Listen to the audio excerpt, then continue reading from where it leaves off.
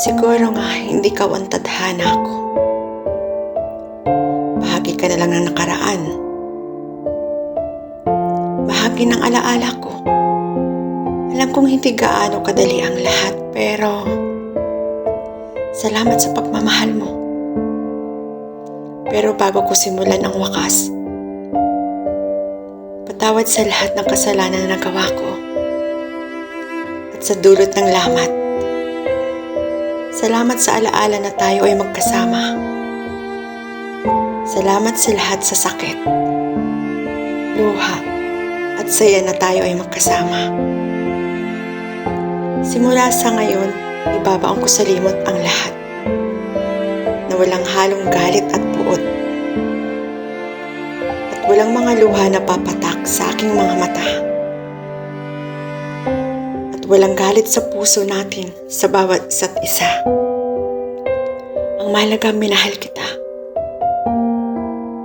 Ngunit dapat nating kalimutan. Kaya tinapos ko na ang lahat sa atin. Na walang tayo, tanging ikaw at ako lang. Pinapalaya na kita upang maging masaya ka. At ako na magsisimula sa bagong yugto ng buhay ko na hindi na kita kasama. Magsisimula na ako kung saan ang wakas. Na wala ka. Tumatak sa aking isipan ang tanging alaala na lamang. Huli man para pagsisihan at ibalik ang nakaraan. At least may napulot akong aral.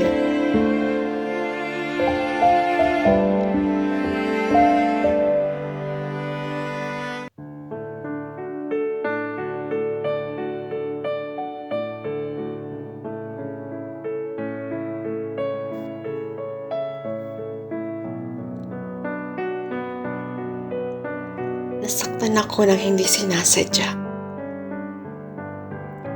Nagkulong sa isang madilim na kwarto at umiyak ng umiyak hanggang maubos ang aking mga luha. Yung pakiramdam na gusto mong maglaho na lang dahil wala nang kwenta ang buhay mo. Bakit nga ba? Kahit ginagawa mo na ang lahat, ngunit bakit kulang pa rin? Na kahit akala mong sapat na, ngunit hindi pala. Sa buhay natin may nakatatak na sa ating isipan. Na kapag naalala mo, parang punyal na tumutusok sa iyong dibdib. Kahit gaano pa katagal ang lumipas, buwan, taon, sa bawat lumilipas ng panahon, nandun pa rin ang alaala ng nakaraan. Nakaraan ang gusto mong kalimutan.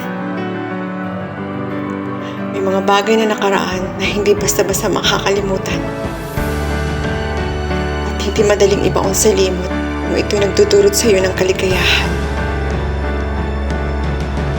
May mga bagay na mahirap tanggapin, ngunit kailangan harapin. At may mga bagay na hindi mo maiisip, pwede palang mangyari. Sabi nila, tayo raw ang gumagawa ng kapalaran natin. Minsan kahit ginawa mo na ang lahat, kung tadhana na ang gumagawa ng paraan, wala tayong magagawa. Alam kong mahirap kalimutan ng lahat. Lahat ang nakasanayan ko. Ngunit darating ang panahon na masasanay akong wala ka sa buhay ko. Sa buhay na hindi lahat puro saya at magagandang pangyayari. At alam kong darating din ang sandaling masasaktan ako. Ngunit alam kong darating din ang oras na hihilom ang mga sugat.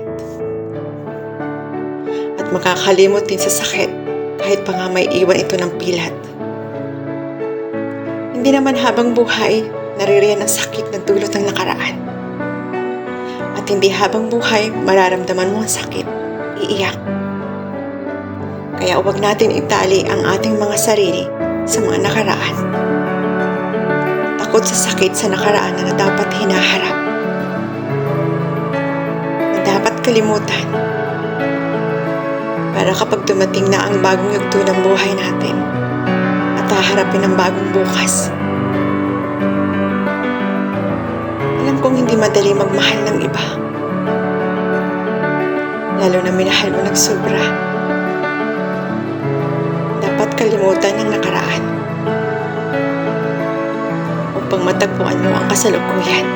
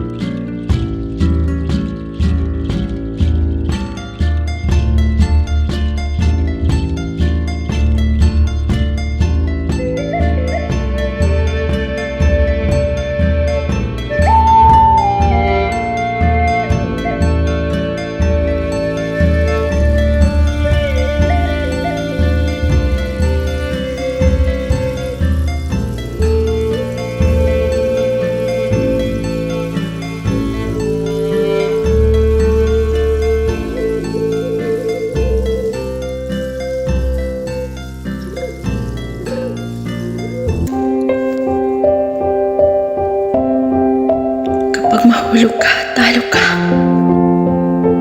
Kapag mahulog ka, masasaktan ka. Kapag mahulog ka, luhaan ka. Ngayon, heto ako. Heto ako sa nararamdaman ko. Pinaasa at umaasa ako sa larangan ng pag-ibig.